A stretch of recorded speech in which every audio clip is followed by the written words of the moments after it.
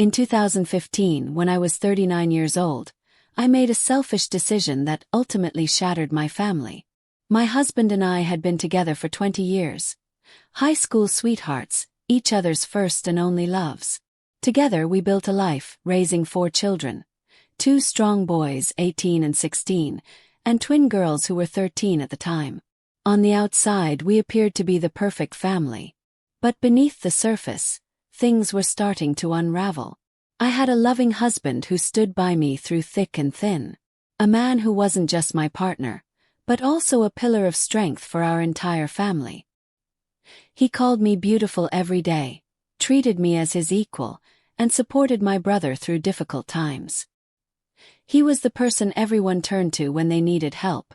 A truly good man.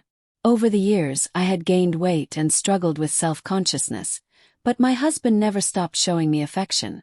He always told me I was beautiful, even when I didn't feel it myself. We rarely argued, and when we did, it was usually about intimacy. He wanted more closeness than I was willing to give. I thought it might be early menopause, as I often felt detached and uninterested. Despite our attempts to reconnect through dinners, dancing, and walks, I remained distant. For my 39th birthday, I decided to make a change. I dedicated myself to the gym, doing yoga and Pilates, and I transformed my body from 180 to 135 pounds. My husband joined me in this effort, losing weight as well, going from 260 to 225 pounds. He became even more attentive, but I remained emotionally disengaged. Despite his increased affection, I wasn't interested in intimacy. Looking back, I now realize that was a problem, but at the time I couldn't see it. Everything changed when a new manager started at my office. He was younger, attractive, and for reasons I couldn't fully explain, I was drawn to him. At first, I tried to ignore his interest. When he flirted, I showed him my wedding ring, trying to maintain boundaries. But over time, our conversations grew more personal, and I found myself thinking about him constantly. What began as an emotional affair didn't take long to escalate. My husband sensed something was off, and one night during an argument, he tried to kiss me. I pulled away, not out of disgust toward him, but because of the situation I created. That moment marked the turning point. A week later, I arranged to meet the new manager at a cafe, intending to end whatever was happening between us. But before I could say anything, he kissed me, and I didn't resist. That kiss led to a 6-month affair. During those months, I became someone I didn't recognize. I gave my affair partner the passion and intimacy my husband had longed for. I was eager, willing, and always in the mood because it was new and different. Meanwhile, I treated my husband terribly, pushing him away, criticizing his habits, and belittling him. My shame grew, but I didn't stop. It wasn't until my brother visited and revealed that my husband was depressed and considering separation that I woke up. The realization that I was on the brink of losing everything shook me to my core. I ended the affair immediately, quit my job, and resolved to fix my marriage. I thought I could undo the damage, but it was too late. My affair partner showed up at my house with a box of my belongings from the office. He wanted to talk, and I agreed, intending to send him away for good, but instead he persuaded me to have one final encounter. We ended up in the guest room, and in the middle of it, everything collapsed. My husband walked in. The moment he saw us, his face contorted with pain and rage. A violent confrontation erupted. My husband attacked my affair partner, and the room was filled with chaos, yelling, crying, and the sound of fists landing. I tried to step in, but my husband's pain was overwhelming, something I had never witnessed before. The police arrived, and that was the day that marked the beginning of the end. At the hospital, the fallout was devastating. My father couldn't even look at me, his eyes filled with shame. My brother yelled at me, crushed by what I had done. My children refused to speak to me. My ex-husband's family was furious. His sisters threatened me, and his mother spat in my face when I tried to apologize. My sons isolated themselves, and my daughters rebelled. My affair partner was severely injured, needing reconstructive surgery after my husband shattered his facial bones. The trial was a nightmare. I had to recount every detail of the affair in front of my husband and family. My husband's testimony revealed that he had planned a surprise romantic weekend for us, only to walk in on me with another man. His pain, captured in a recording of his 911 call, was unbearable to hear. I had destroyed him. In the aftermath, my life unraveled. I lost my job, my family, and my dignity. I faced public shame and legal battles. My children distanced themselves, refusing to speak to me. My brother cut me off, and even lifelong friends turned their backs on me. I sank into a deep depression, overwhelmed by guilt. Therapy forced me to confront the harsh truth. I had taken my husband for granted, reducing our marriage to something transactional. My selfishness had cost me everything. Years passed in silence. My children visited their father regularly but barely acknowledged me. My brother's anger never faded, and my father refused to speak to me. My ex-husband suffered in prison, and when he was attacked by another inmate, my brother's words haunted me. "You did this." Now, nearly a decade later, I live with the consequences of that one selfish choice. My children have grown, but the distance between us remains. My ex-husband's pain is a constant reminder of what I did. Every day, I carry the weight of my betrayal, knowing I destroyed the people I loved most. When my kids came back home, I felt a strange sense of relief and joy, though it was mixed with confusion.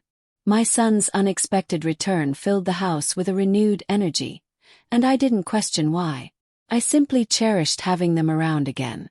For 4 months, our home was alive with their presence, a stark contrast to the emptiness I had grown used to. In those precious moments, I did everything I could to convey my apologies and express my remorse for the damage I had caused. Despite my efforts, my gestures were often met with silence. It was painful, but I accepted it as part of the process. Slowly, the silence began to break. Conversations started tentative at first, but then more frequent. Every word, every story they shared became a source of joy and hope. My eldest son opened up about his relationship, revealing that he had been dating someone for over a year. My second son proudly talked about his achievements on the college track team. Even my twin daughters, who had been the most distant, began engaging with me again. These glimpses into their lives filled me with deep gratitude and also intensified my self-loathing. Watching them smile, hearing their laughter, sharing meals, all of it brought back memories of what we once had. I realized how much I had missed those simple yet profound family moments. As August approached, I was especially excited for the twins' senior year, which coincided with their 18th birthday. I enthusiastically planned a birthday celebration, thinking it would be a fresh start for us. But when my daughters asked if we could change the date, I was confused. When I inquired why, one of them bluntly said, "Because Dad is throwing us a party, and I don't want you near him." The words hit me like a punch to the gut. Shocked, I asked when their father had been released. They told me he had gotten out in April for good behavior. Tears welled up as I realized the reason they had been around more. They weren't here for me. They were here because he was back. Their renewed happiness and cheerfulness weren't signs of healing between us, but a reflection of their father's presence in their lives once again. Desperate for answers, I asked where he was staying, and they informed me that he was living with my brother. I called, hoping to talk, but he refused to speak to me. Driven by desperation, I went to my brother's house, clutching the letters I had written over the years. I saw him briefly through a crack in the door and shouted his name, but he asked me to leave. Before I did, I handed him the letters, hoping for some connection. As I walked back to my car, I heard his voice. I turned around to see him walking toward me. Tears streamed down my face as I hugged him, hoping for some sign of forgiveness, but instead he handed the letters back to me and coldly said, "You forgot this." His words were like daggers. I stood there crying as he walked away, begging him to talk to me, but he didn't. My children watched from the door, their expressions void of any love. In that moment I realized the truth. They were merely tolerating me. Yet, despite everything, I still cling to the hope of fixing things. I want to tell them how selfish I was, how much I missed them, and how deeply sorry I am for destroying our family. I long for forgiveness, for them to see me as they once did. More than anything, I want our children to see us together, to have our family whole again. But deep down I know I don't deserve it. Even if by some miracle we reconcile, it will never be the same. My selfish actions have left scars that time may never heal. My children's perspective on the situation has added another layer of pain and complexity. They've worked hard to keep the past hidden, especially at college. Most of their friends have no idea that their father spent time in prison, and they prefer to keep it that way. When they overheard people on campus discussing our family story, it triggered a flood of painful memories. The realization that it was about us made them furious, and they felt betrayed. This led to a heated confrontation when they visited their father and told him about my post, which caused further tension. Despite everything, their father remains a good man. He scolded them for disrespecting me, reminding them that regardless of their feelings, I should still be treated with respect. It's difficult for them, though, to respect someone who has caused so much pain. Their father's journey hasn't been easy. He often shares stories about his tough upbringing in the South Bronx, where pursuing academic success made him a target. At just 15, he lost his father to cancer and had to step up to support his family. Despite the hardships, he never lost a sense of humor or kindness. Growing up, my children saw what seemed like an ideal marriage. Their father set a powerful example of what it meant to be a husband and father. He treated me as an equal, a best friend, and a confidant. They admired the way he showered me with love, writing notes, buying flowers, serenading me. But everything changed when my affair came to light. Watching our relationship deteriorate was like witnessing a slow-moving tragedy. Their father tried everything to salvage our marriage, but I was distant and unresponsive. My betrayal shattered our family, and the aftermath was devastating. My husband's arrest was the final blow. The trial was one of the most painful experiences for my children. Hearing their father's desperate 911 call where he cried and expressed his anguish was excruciating for them. My attempt to act as a character witness only made things worse. My actions during the trial, particularly revealing the length of the affair, contributed to the harsh outcome. The damage continued to ripple through their lives. My son turned to drinking. One of my daughters struggled with suicidal thoughts, and the eldest had to step up as a surrogate parent. They resented me deeply, and in many ways they still do. They struggled to forgive me even now.